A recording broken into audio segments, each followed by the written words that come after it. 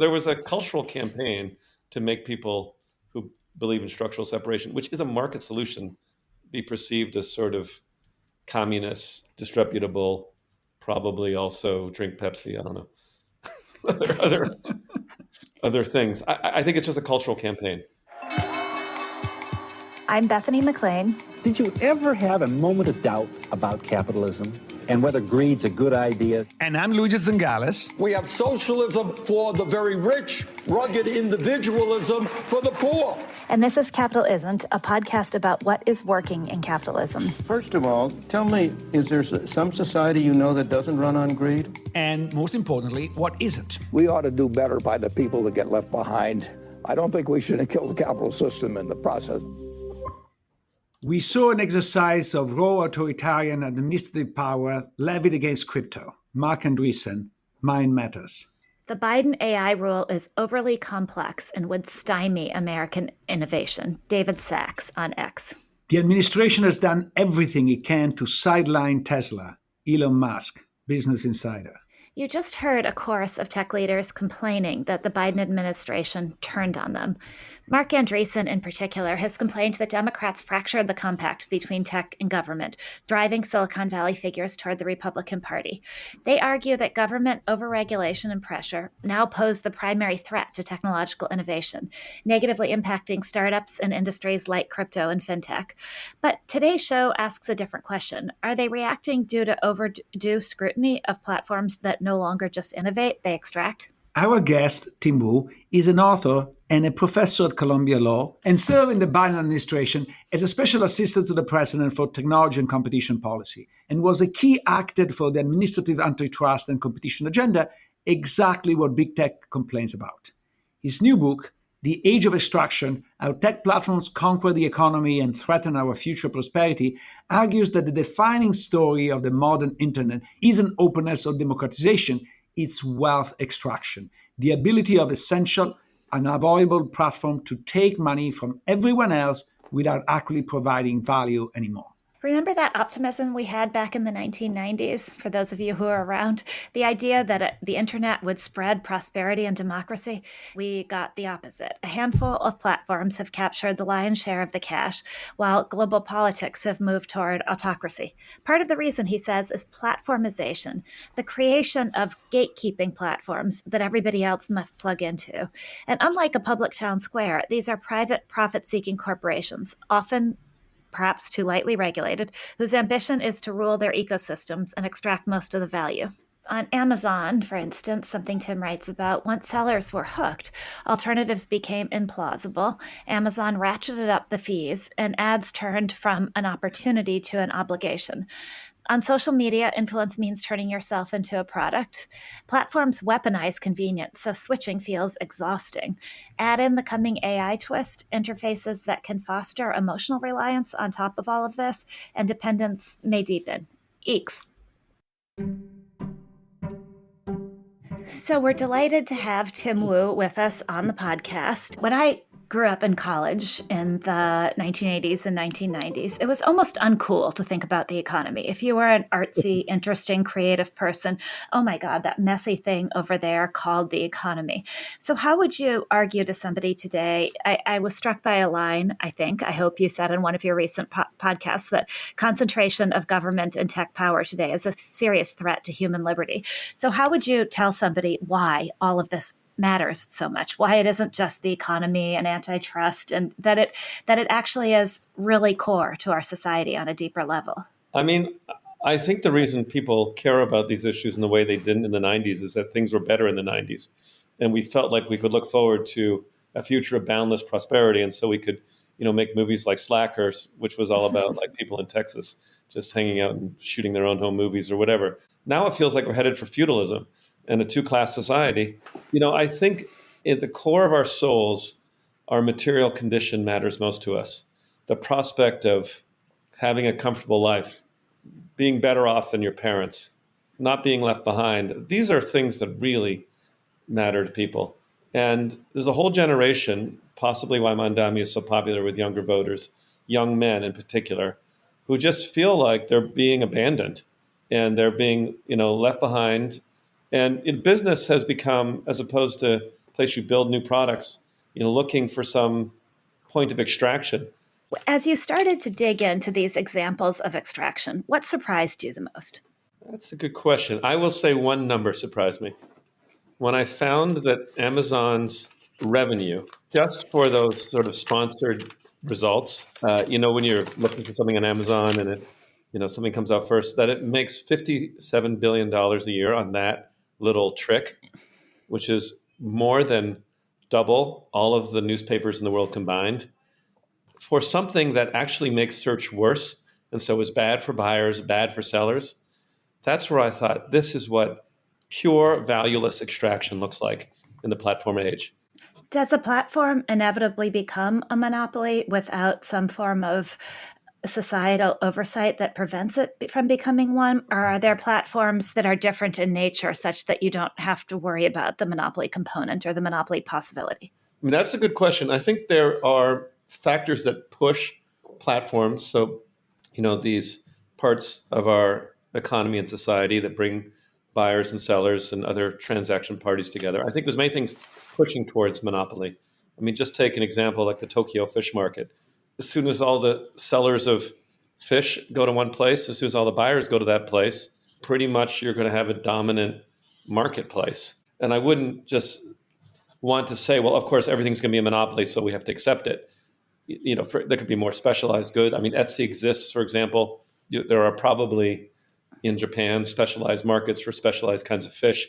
But I think there are forces that push platforms towards there being a limited number. Let's put it that way. But can we think about platforms as a privatization of the market infrastructure? The Roman Forum was a public place and was managed by the city, was managed by the political authority, was not a profit maximizing entity. And today, the place where you meet for buyer and seller, but you also meet for finding your mate, your soulmate, or whatever. All this stuff is run for profit. So is to some extent a extra layer of marketization of the society. I think that's exactly captures it. And I think it, in some ways, what makes our times distinct from other periods. Somewhere in the book, I say that today's platforms have main character syndrome. Here's a good example. Today's tech platforms are constantly saying, well, we need to make all the money we can because we have to invent everything. We need money to invest in R&D and stuff. We never said when the electricity network started, we said, okay, we're going to leave it to Con Ed and all these various electric utilities to invent the computer. They've taken advantage of this idea of being in the middle of everything to make it into a profit maximizing entity. And I think that is a big difference. I can tell that you have children. Luigi, do you know what main character syndrome is? No. Oh, all right. Well, it'll be interesting for our listeners to see who has teenagers and who doesn't, and who understands the concept of main character syndrome. That resonated with me, Tim. Do you think is that you are somewhat sympathetic to Google in the early days as a company that really did believe its motto? Is the core of the problem, going back to Luigi's question, is it shareholder pressure? In other words, if you were to remove shareholder pressure for ever growing profits, would that in and of itself fix the platform drive to monopoly and extraction? I think it would do a lot. I think it's a very perceptive remark. Early Google had genuine good intentions. The problem is they failed to put them into structure. And I believe that over time, structure beats good intentions. What they did was they wrote a letter. I reread this letter when they did their IPO. And as opposed to sort of making themselves into a nonprofit or a type B or having any serious structural limits on what they did, they wrote this very earnest letter that said, we are not going to be a normal company. We reserve the right to pursue unprofitable projects. We're not going to maximize your wealth. But then they made themselves into a normal Delaware corporation. And over time, the investor pressure just wore away at them. It is a little bit, to my mind, the sort of original sin of Silicon Valley and many of us, which is this belief you can have it all. So they wanted to do good, they wanted to be the best at tech, and they also had to be billionaires, all of them. The person who I think took a different path, suggesting things could be different, was Jimmy Wales with Wikipedia. He was ridiculed in the early thousands for not making hundreds of millions of dollars or billions. But he kind of understood that structurally the nonprofit form was important for Wikipedia to work. And, Wikipedia may not be perfect, occasionally has errors, but they're not out there like stealing your data and like throwing elections and contributing to authoritarian propaganda projects. So I think, as I said, the structure matters, obviously. But actually, we are taping this a few days after OpenAI has been allowed to transform itself from a non for profit to a for profit corporation. So that's the ultimate evidence that when there is enough money on the table, structure doesn't matter because they had a proper structure. They were non for profit. And my understanding, they were able to lobby sufficiently strongly the Attorney General to get a go ahead in something, and I'm not a lawyer, you are, but I think is obscene.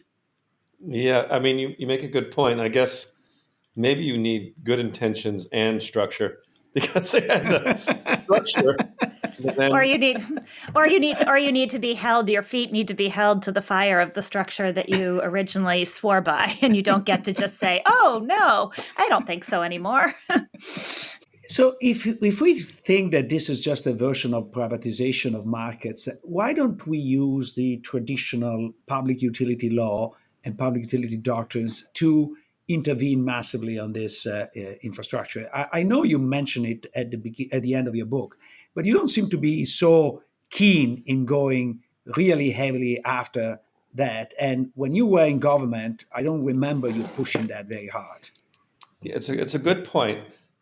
I think I have become increasingly converted to the idea that these technologies are mature enough and their take is big enough that the traditional tools of either common carriage or utility law do need to be used.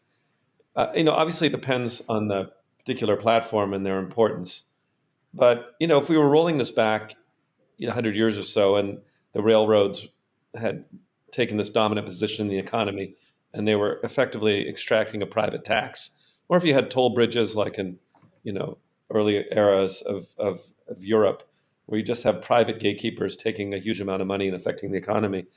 The answer in those cases is not ambivalent. It is not.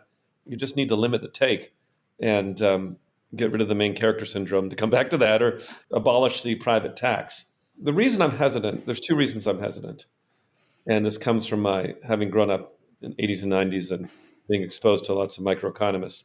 So first is some nervousness about price regulation, which almost invariably is what you'd have to do. So, for example, maybe you'd have to say Amazon, you get 30%, no more. And maybe that would be a good thing. I mean, Amazon's actually one of the easiest cases.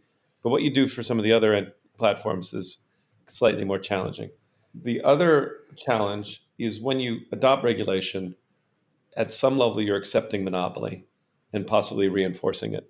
So you see an internal war inside me between my desire to limit the take and the extraction and the caution and fear that I will have created a new monopoly.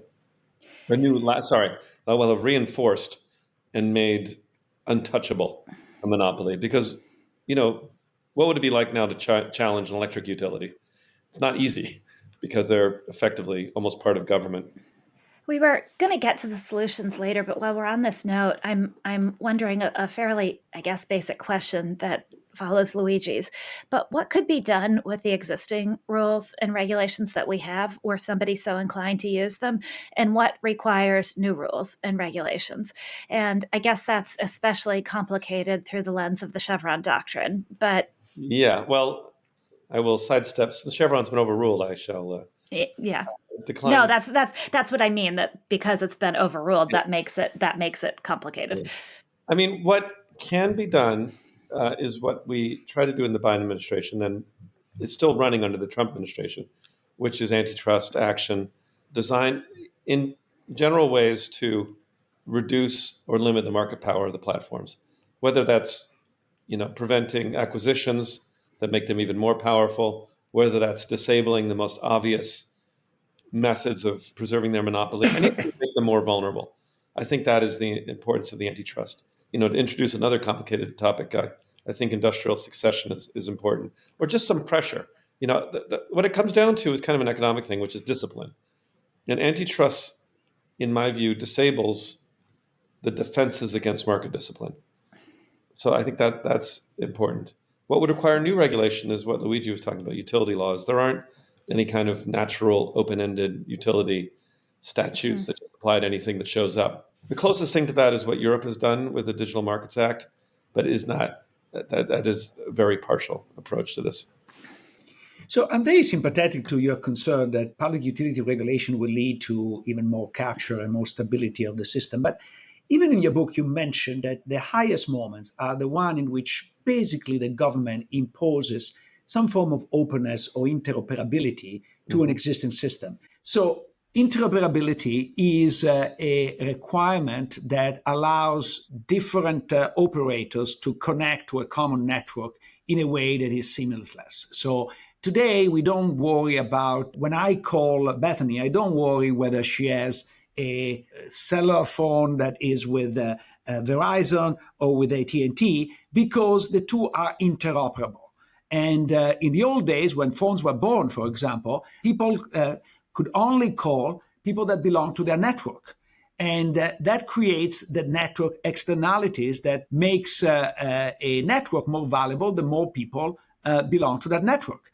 So most people think that the network externalities is just a technological fact that we cannot change. In fact, it can be changed. Interoperability destroys these network externalities and make networks accessible to everybody. So why we can't sort of think about a public utility doctrine in the sense of forcing interoperability? Because you don't even need to determine the price. Once you have interoperability, you have competition, or at least the threat of competition comes much more close to being a real constraint. I think that it is very simple, is not leading to a lot of infrastructure. It's like forcing, in the same way in which you describe when AT&T was forced to accept other players on the network, a lot of creativity was unleashed and a lot of benefits came about. And so we should impose interoperability to Facebook, to X, to everybody. Yes, I feel like there's a real appeal to that idea, and economists are always drawn to it like moths toward a light. Like Guilty as charged. Irresistible, irresistible. I am not unsympathetic. Having spent time in government, there is this practical side. You have to do it really well. You know what I mean? You have to pick the right spot to do it.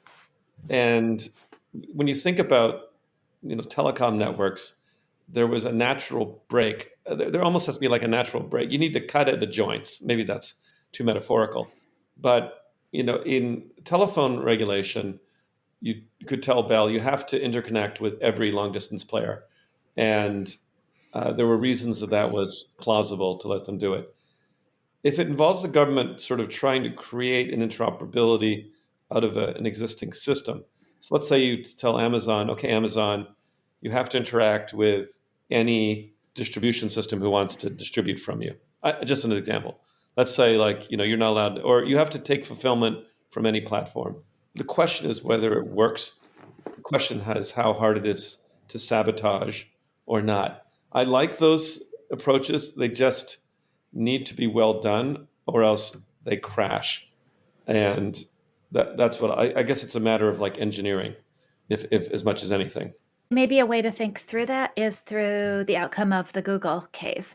And on the one hand, I could say it was really successful because as a result, others have chosen OpenAI. Apple chose ChatGPT, not Gemini, because we're now in a world where without payments from Google.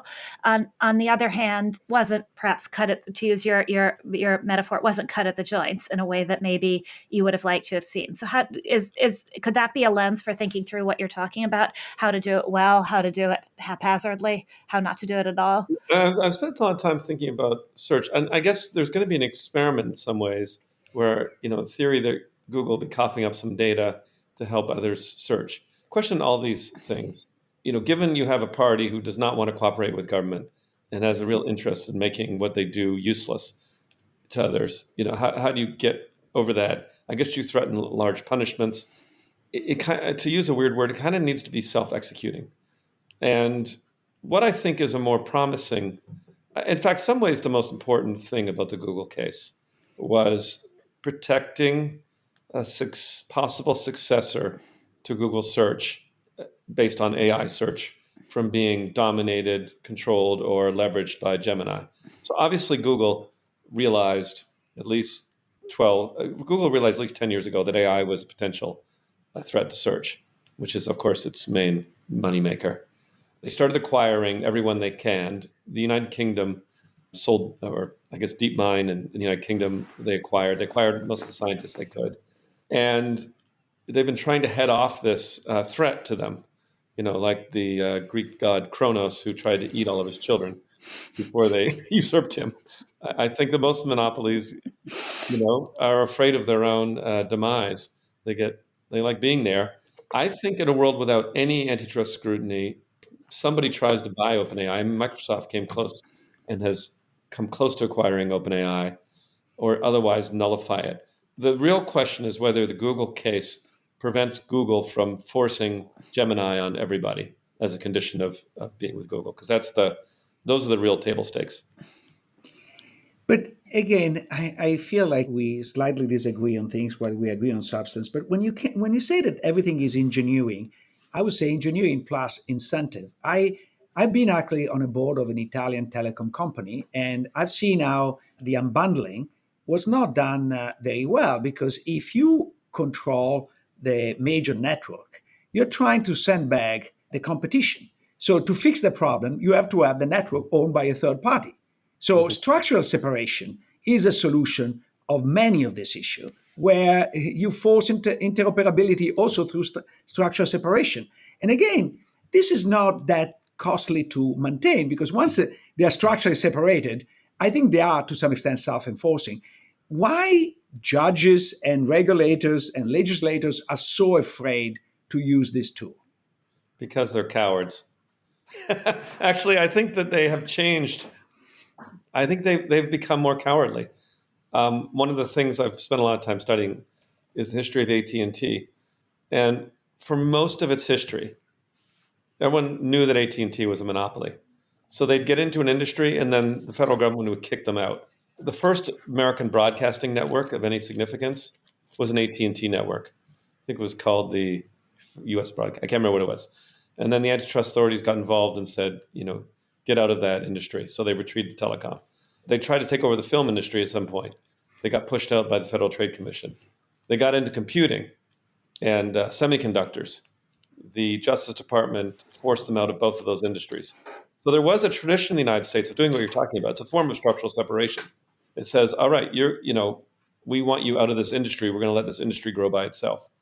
I absolutely strongly, unfortunately, I maybe creates a little more drama if we disagree, but I'm a huge believer in structural separation.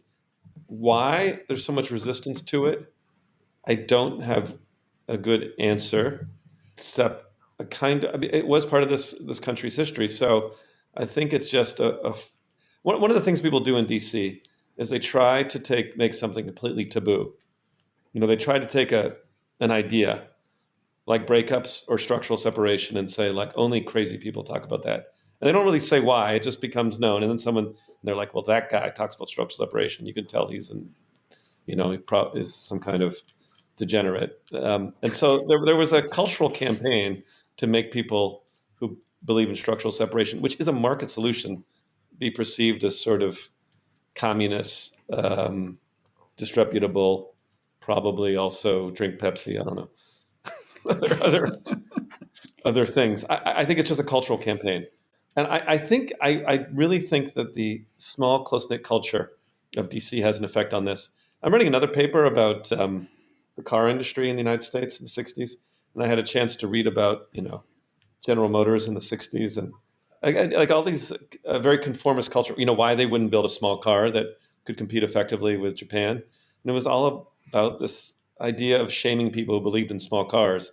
And there was this line that people who like small cars are pinkos or communists or hippies or weirdos and Germans or, all these like weird kind of embarrassing characteristics. I think a lot of thinking in our country comes down to this strange cultural conformity norms, which is why you need to spend time out of Washington.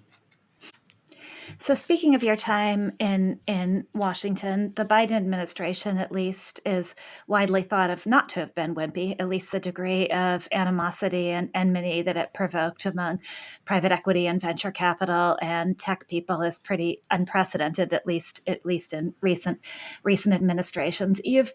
I guess a two-part question. What do you think the legacy of that is in the end? Do you think it accomplished something? And you've said in terms of voters that the problem was not so much what you did, it was a failure of messaging. I've heard that from people in the Biden administration elsewhere. Do you really believe that it's just messaging? No, I don't know. If I really said that, I'm embarrassed that I said that, because I always Okay. say it's an excuse that everybody uses. First, you blame comms, then you blame your lawyers. What's next? Who's next in line?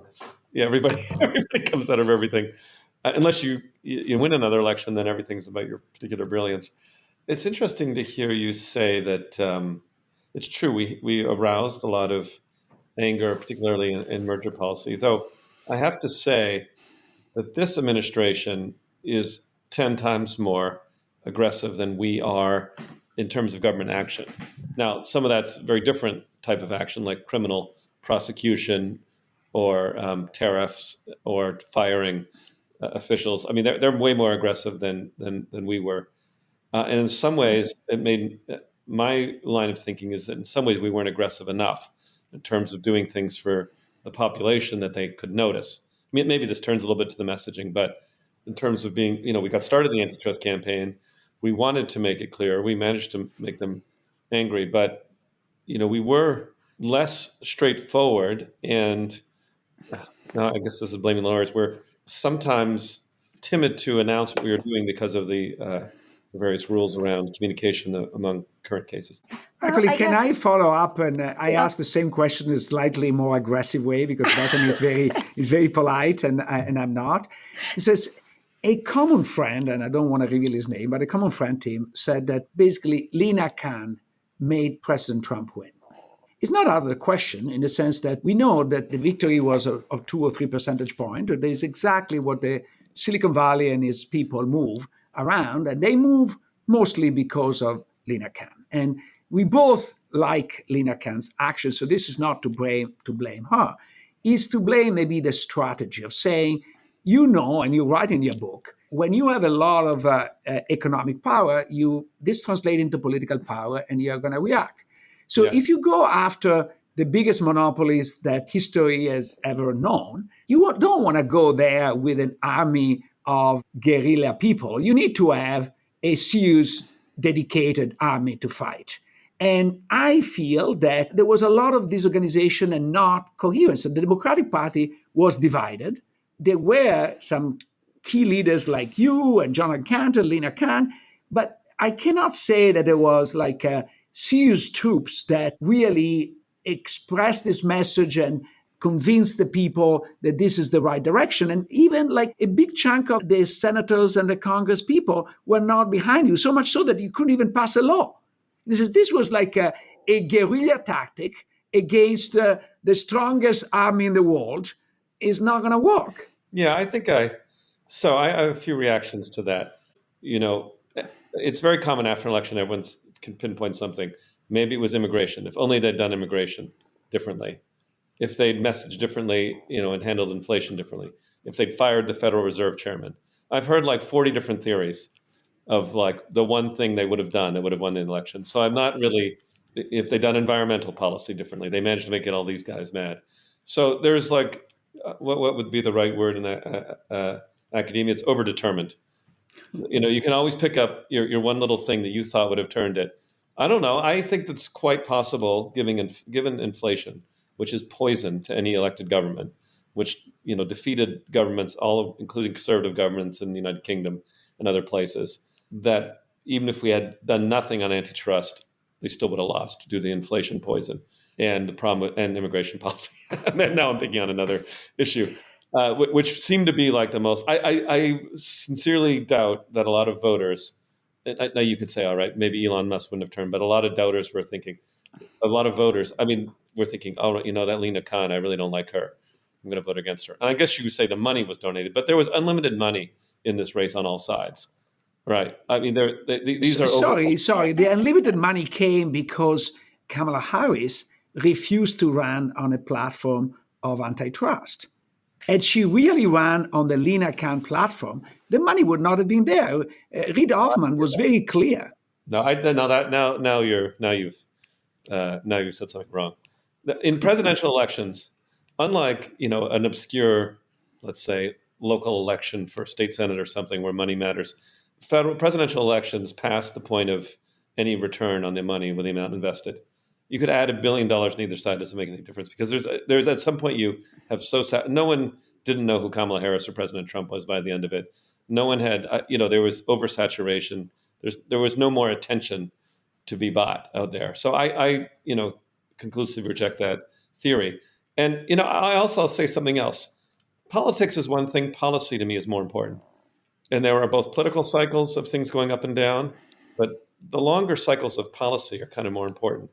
And for me personally, this was the long game in antitrust. I don't think it had an effect on electoral outfits, and it was clearly time for the country to reboot the antitrust laws. So that's where I would defend it in that picture.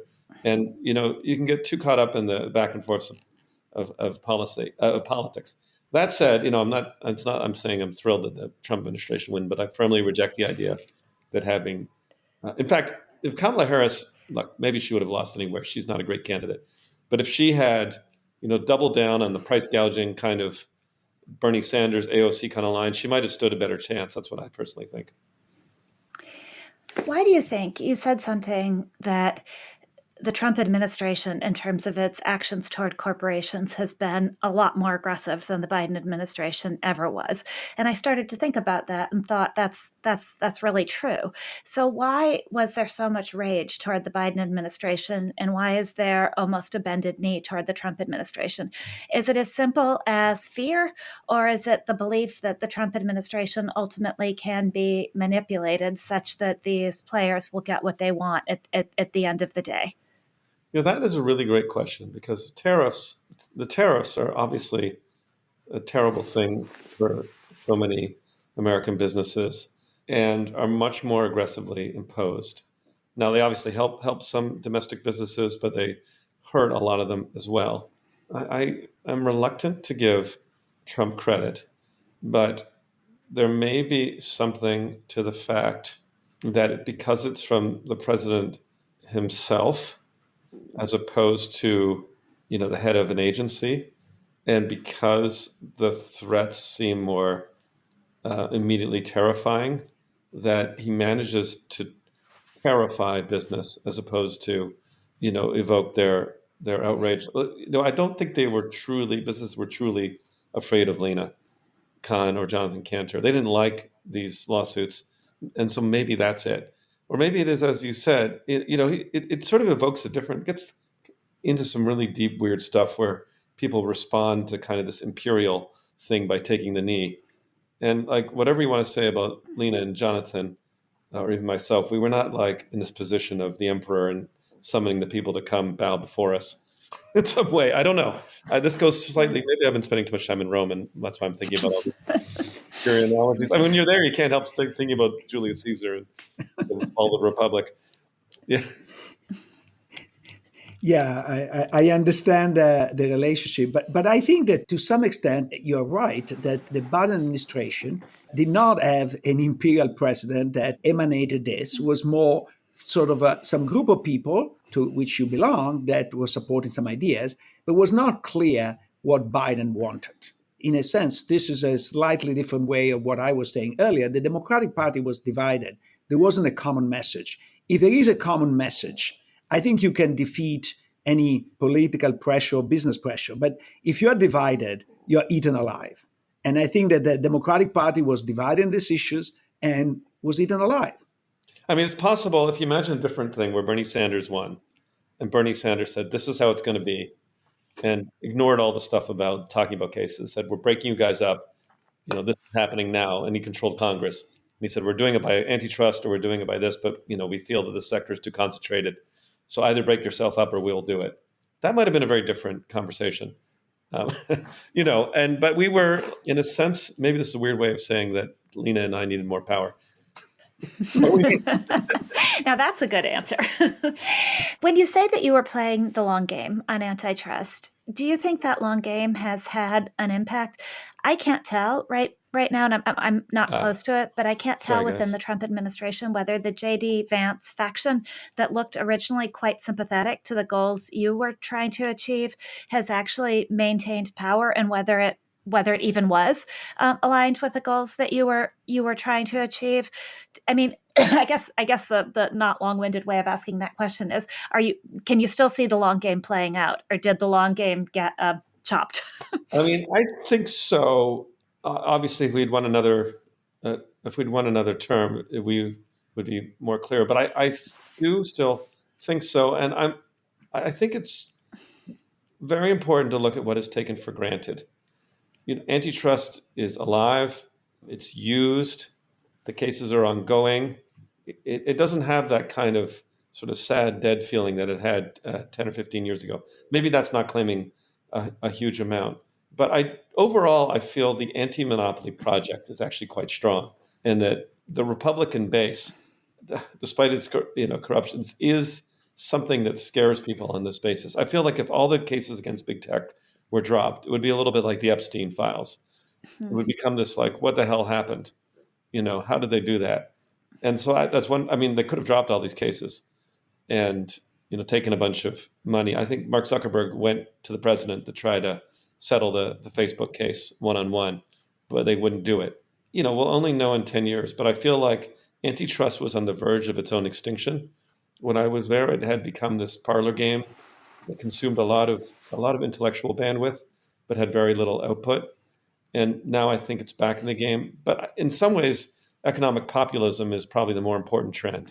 The idea of being serious about controlling private power as part of the balance of power is part of the more important conversation. It seems that in this interview, you describe a trajectory from a very moderate Obama Democrat to a kind of Bernie Sanders supporters. So are you supporting, given that you're in New York, Zoran Mamdani, and do you see Zoran as the new Bernie Sanders? Having run against Cuomo myself, there's no possibility. Yes, I think it's time for a new generation of people who speak to issues people care about. And Mamdani has had success here in New York, basically by talking about affordability, economic justice.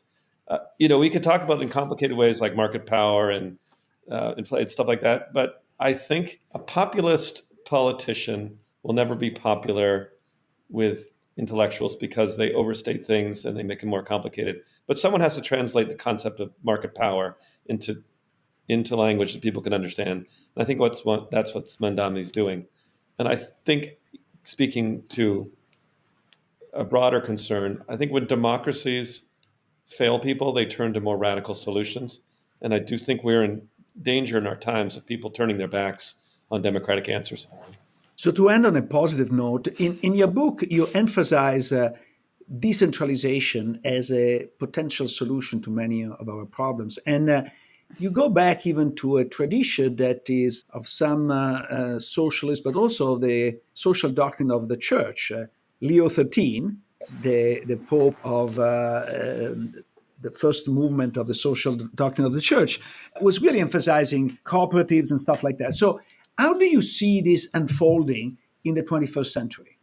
Yeah, so part of this book, idea of this book, is in some ways it's like a gateway drug to starting to thinking about alternative political philosophies. Maybe gateway drug isn't the best line, but that's what I've got. Like the candy that takes you there. Because I feel we live in a time where communism obviously failed very dramatically. I mean, Stalinist kind of communism was a horrendous failure that made a lot of people miserable. And now we are witnessing and have witnessed the failure of pure laissez-faire capitalism. And what we've seen as answers are, on the one hand, populist, authoritarian dictators saying, I've got the answers for you, but we need better and other answers. And I think we need a rebirth of the movements, like the one you mentioned with Leo XIII, the distributist movement in Britain, the ordo liberals in Germany, the people who believed in decentralized capitalism and believed in sort of private property rights, a smaller economy. We're very far away from there, but I think we need something to aim for. And I'm trying to encourage people to identify with a different way of thinking. That's one of the real goals of this book. And I'm not optimistic about the near term, but I do think we can learn from the platforms, from the experience of the last 25 years, and try and do better. And I have some optimism about our ability to do that. So, a last question from me, or observation that I'd love to know if you think that that sounds right, that both capitalist and sort of communist systems kind of centralize power in a way. And so, in the strangest way, that what we perceive now as our very laissez-faire free market society is actually closer to being a communist society, in the sense not obviously of equal distribution, but of the way power is centralized. Yes, and is that a fair observation, that the ends of the circle are almost meeting? Absolutely. I mean, I think monopoly capitalism and sort of Stalinist communism are very similar in the sense that in a way, the Soviet Union was organized after Lenin in the Stalinist period like a giant monopoly corporation where Stalin was the CEO with the power to not just fire people, but send them to Siberia. And so I think we need to reject systems of centralized power and authority. I mean, they have their uses, but they can overgrow. They attract a sort of sometimes weird religious reverence for their size and power. But I think the happiest societies have been more distributed in power. And what we need is a balance of private and public power. And that's the philosophy we need to embrace. So that's what I'm trying to do with my life. How's that? Sounds like a plan.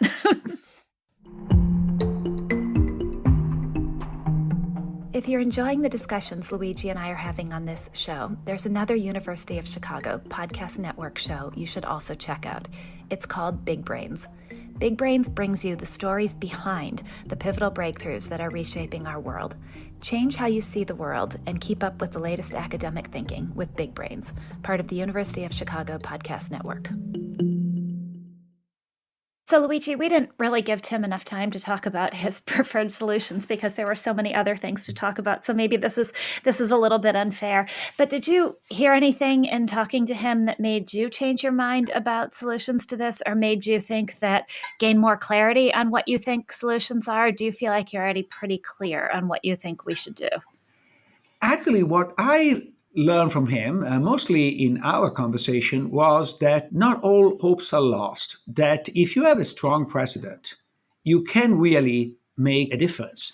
And it's not impossible to have a strong president because, as he said, paradoxically, but the presidential campaign is the one that is least affected by money because you're so visible and so well known. When you go to state races, money makes an enormous difference because nobody knows anybody. And so if you give a lot of money to one guy and he can campaign very aggressively, he can be elected even if people don't like who he or she is. But when it comes to presidents, that's less of a case. And so this really suggests the importance of choosing a president with a strong agenda. Yeah, I wonder if there's something slightly frightening in that the overtones of a strongman, I think, have not been in keeping with any of our recent administrations aside from Trump.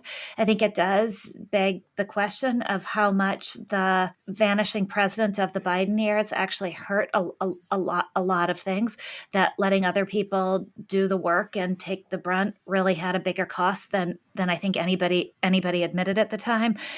I still, something in me rejects the idea of the strong man as president, even though I understand that might be the way to get things done. I think, I guess in particular, it's off-putting to me because it's really hard to get any clarity out of, maybe if the Trump administration were at least clearer about what its antitrust goals were. But I'm really unsure from where we sit right now if it's all a grift and a grift upon a grift, or if there actually is a serious policy element to what's taking place now. I understand you reject a strong man, but maybe a strong woman will fit you. I don't know. The idea that women are nicer than men. I can give you example throughout history to say that just is not true. What I'm saying is, I think you need somebody ideologically committed to a particular idea. So think about Margaret Thatcher. Whether you like or not what she did, she was very ideologically committed to what she wanted to do, and she carried through very effectively. In a sense, I think Biden was the worst president possible because he wasn't really strongly ideologically committed to anything. And so the administration lacked really a coherent agenda, and particularly lacked the ability to overcome vested interest. Remember when we had that meeting with Federico Sturzenegger, the advisor to Milei Yes. In Argentina? He said something very interesting, said many things interesting, but the one that struck me the most is how Milei was using Twitter to empower people like Federico to do their job. Why? Because vested interests go to the attack when they see somebody weak. But if you are strong, they don't want to get in the way. And so if you have the president that via Twitter endorses very strongly some of the action that somebody does, it's very difficult for people to get in the way. If the president is missing in action, that's a different story.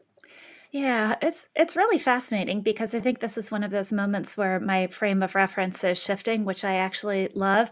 But I think I would have thought, without ever having verbalized it consciously, I would have thought that the right role, the right way for a president to be, the right way for a leader to be, was to be the conciliator in chief, the one who's constantly listening to everybody and taking into account different perspectives and figuring out what the way forward is while balancing all of these competing needs.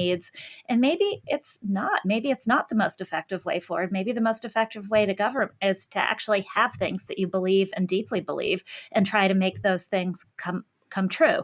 And by the way, neither of this, just for our listeners, this is not a comment one way or the other on Trump, because I don't know yet what Trump believes. So if he does believe anything. So this is just a broader comment than a pro or anti-Trump comment. But it's making me think really differently about my implicit set of beliefs. I think that actually it depends. I don't think that there is a right leader for every moment. If you want to actually reconcile, so think about Mandela immediately after the end of apartheid. You really need to listen, reconcile, and unify the country. There are moments in which you have to change things. Roosevelt, actually both the Roosevelts, but in this case I meant more Franklin Delano Roosevelt, was a man of change. And he was a very imperial president, so much so that Trump sometimes says, I am like Roosevelt, because he was very forceful. He had a very strong agenda, and he was able to push it through. With the benefit of hindsight, was overall a big success. Yeah, it's making me think more broadly too about schooling today, because kids really are taught very much to listen to others and incorporate other people's viewpoints and make sure that you're not just kind of on your own soapbox. And I understand and appreciate all of that and have sort of accepted it unquestioningly. And now I'm wondering if maybe sometimes we also need to teach kids to stand up for what they believe in and to have an ideology and to have a backbone sometimes. I mean, it's a little too stark, and the dichotomy isn't quite this. But there are times in life where you need to have a backbone, and you can't always be deferring to other people and listening to other people and trying to take into account other people's feelings and points of view, right? A broader philosophical comment about life, but anyway. No, you bring back a memory that is very important, because I remember as I think it was preteen or early teen, I was in middle school. I was never very tall, but I particularly grew slowly. So by middle school, my classmates, particularly some, were twice as much as I was. And one was a bully and threatened to beat me up. And one day he beat me up. So I went home, reported to my mother, and my mother said, you have to give it back. You have to fight. So it wasn't like, oh, poor you, well, I go to the principal and I will complain. No, she told me, you have to stand up on your own. I think it was a very good lesson. And this ability to stand up on your own and for your ideas is built early on in your character. And sometimes it's painful. I still remember what it means to be beaten up physically, but I think it's useful. What else struck you about our conversation with Tim? I think that how he represents, in my view, the change in the Democratic Party, because he was a big Obama guy. Now is very comfortable with Mandami, and in a sense, he said it would be comfortable with Bernie Sanders running for president. Represents a pretty big chunk of the Democratic Party that has been deeply disappointed by the economic policy of the Democrats.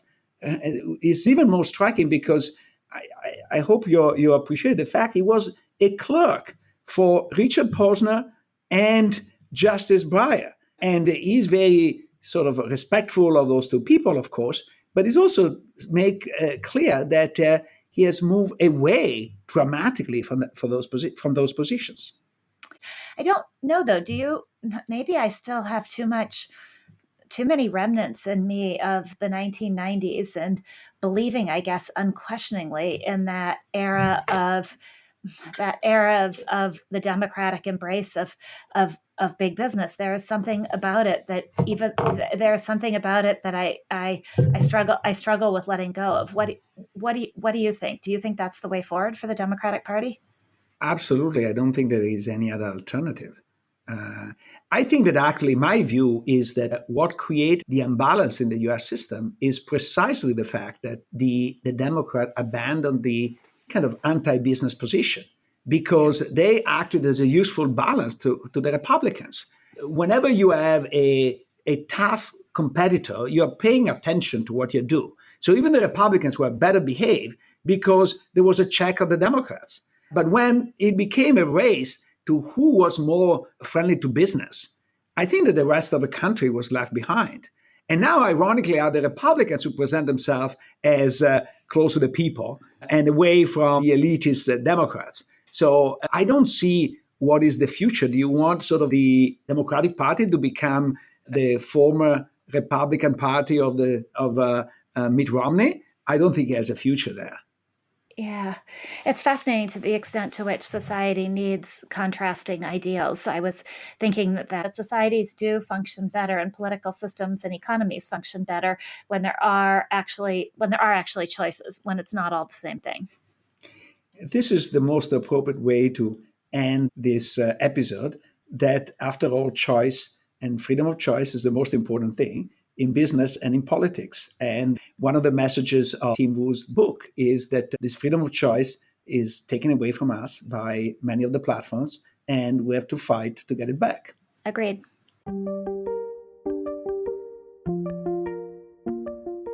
During the first Trump administration, the Federal Trade Commission sued Meta, alleging that its acquisitions of Instagram and WhatsApp had given it monopoly power in the personal social networking market. Just the other day, a federal judge dismissed the case, ruling that the FTC did not show that Meta currently holds monopoly power in that market. So, Luigi, what did you think when you saw the decision? So, first of all, the issue was whether Facebook has market power in the sector that regards your interaction with family and friends. And so the issue was whether TikTok was a real substitute for Facebook or not. And by and large, the case was won by a testimony of one of my colleagues at the economic department, a journalist, who had an experiment showing that if you pay people to stay away from Facebook, several of them go to YouTube, several of them go to TikTok. And so in the view of the defense and eventually in the view of the judge, this proved that the market for Facebook products was actually much larger. And there were effective substitutes, and there were also easy entry because TikTok had entered in the meantime and was very successful in gaining market share. So what do you think of that line of thinking? This is one of the weaknesses of all antitrust cases is how you define the market. And actually reminds me of my Italian background because when Berlusconi controlled half of the Italian TVs, basically all the private Italian TVs, he said, oh, but I have no monopoly because there are a lot of newspapers out there and people can read a newspaper. And it's true, if you define the market large enough, nobody's a monopolist, okay? Yep. So what I find it interesting is that in the very experiment by John List, more than 50% of the people who are paid to stay away from Facebook actually did not go to any other social media, which to me is the ultimate example of lack of sustainability and market power. It's like saying, yes, of course, if I prevent you to go to watch TV in the old days, imagine pre-internet, I prevent you to watch TV. Yes, some people will read the newspaper because they have nothing other source of news. But a lot of people will go out with their friends. A lot of people will actually read a book. And he's not saying that going out with a friend is the same market as the TV. It's simply that you have no close substitute and you change completely the market. And so I'm actually shocked that the FTC did not push this point stronger, because it seems to me a very clear indication that Facebook, or Meta now, has market power. Not to mention, the other thing is that the FTC try a different line of defense, or in fact, attack, because they are the plaintiff, that Meta made so much money consistently that it is difficult to justify in a world in which you don't have market power. And I think that somehow that line of attack did not resonate with the judge, who was quite dismissive, even if it's honestly, from an economic point of view, it's hard to explain how you can make this amount of money if there are not important barriers to entry. The existence of the network externalities is a gigantic barrier to entry, because if I have all my friends, for example, I have all my high school friends on WhatsApp, and it's not that Signal is not competing with WhatsApp, but if I cannot go to WhatsApp, I don't go to Signal, because there's none of my friends on Signal. So what do I do on Signal? I probably read a book. Do you think then that the FTC should have defined the market more tightly or more broadly? Could they have won this case if they had simply defined the market differently, or was the case unwinnable? I'm not so sure. I think that the judge really gives away his views in the opening line, because if you think that the market changes very fast, basically you don't have any monopoly. And it says this is a line that goes back to Milton Friedman, and say there is no monopoly except with the support of the government and the sanction of the government, because everything else can be quickly bypassed with technology. Now, the secret is quickly, because if you think about the AT&T monopoly, that took 90 years to undo. So is quickly might be in the eye of the beholder. But I think that once you buy into that line, it's very difficult to convince you that anything is a monopoly, because technology will always go around you. So do you make anything of the fact that this case was brought during the first Trump administration and came to an end during the second Trump administration, and that Meta has been courting Trump? Or is that far too much conspiracy theory and has nothing to do with the merits of this decision? Actually, I really want to take a completely different lesson from the length that it took this case to be adjudicated, which is not unusual, unfortunately, in these important cases, which is much, much more important to block mergers when they take place rather than later on. Because for our listeners who might be too young or might have forgotten, I think the FTC authorized back in the days the acquisition Instagram first and WhatsApp second. And they could have stopped it, or they could have challenged that and potentially stop it back then. And it looks almost like the judge is saying at the time would have made a lot of sense to block it, but now so much water under the bridge, you cannot really rewrite history. By now it's too late. But what is interesting is that in the economic literature, there is a big emphasis on the errors of type 1 or errors type 2 in adjudicating. And error type 1 is when you're too strict, error type 2, you're too loose. The view of economists, which is a little bit self-serving, is to say, the biggest mistake is a mistake in which you block a merger because you cannot see the counterfactual. If you allow a merger, you can always later on catch up to it. The reality is you can't. At least you can't in a reasonable time. Yep. Yeah, I thought that to me is the most interesting part of this, is that it does argue for a the preemptive antitrust policy, because if you have, what is the right word? If you have an ex ante policy or an ex post policy where you're looking back and trying to decide whether something was right or wrong, whether the judge's argument is correct now, it is true that things move too quickly and the damage has been done. And we don't know the competitors that could have come along and how the market would look different. And anyway, I think that is the key takeaway from this, is that if the world moves really quickly, then maybe we should err on the side of being preemptive rather than trying to look back at things and say after it's too late, oh, well, it's too late. The other remarkable thing is that this case had phenomenal juicy quotes. It looks like Google has learned from the Microsoft case not to put anything on an email, but Mark Zuckerberg did not get the memo. And so there are sort of phenomenal smoking guns, like it's better to buy than to compete, which on the face of it, if you want a smoking gun that you're trying to squash competition, and this is, what do you want more from life? So the fact that you could lose a case like this is pretty depressing in my view. So do you think then that it does, that's the question I wanted to get to, do you think it does have larger consequences then for the landscape of antitrust? Does it make the FTC less willing to bring cases, and does it change anything else that's underway?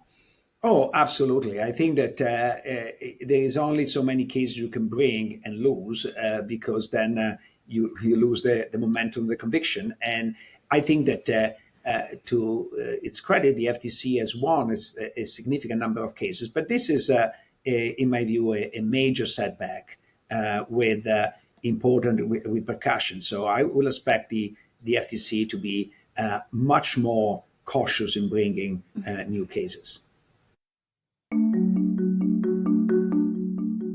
Capitalism is a podcast from the University of Chicago Podcast Network and the Stiegler Center in collaboration with the Chicago Booth Review. The show is produced by me, Matt Hodap, and Leah Cesarine, with production assistance from Utsav Gandhi, Matt Lucky, Sebastian Burka, Andy Shee, and Brooke Fox. Don't forget to subscribe and leave a review wherever you get your podcasts. And if you'd like to take our conversation further, also check out promarket.org, a publication of the Stiegler Center, and subscribe to our newsletter. Sign up at chicagobooth.edu/Stiegler to discover exciting new content, events, and